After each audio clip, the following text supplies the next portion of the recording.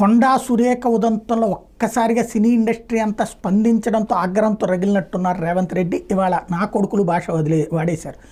ఏమని అంటే ఫామ్ హౌస్లు కట్టుకుని కేటీఆర్, హరీష్ రావు వీళ్ళందరూ ఫామ్ హౌస్లు పెట్టుకుని నా కొడుకులు ఇప్పుడు హైడ్రా వ్యవహారాల గురించి మాట్లాడతారు అలాంటి భాష వాడేశారు.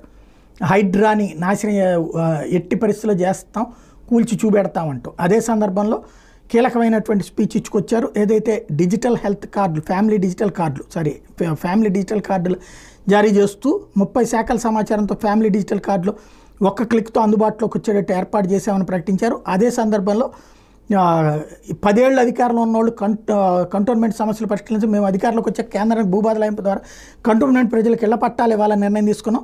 కల్వకుంట్ల కుటుంబం అధికారంతో పాటు విచక్షణ కోల్పోయింది. 10 ఏళ్ళు నిరుద్యోగులు ఉసురు పోసుకున్నారు. అందుకే ప్రజలు మీ ఉద్యోగం ఓడగొట్టారు.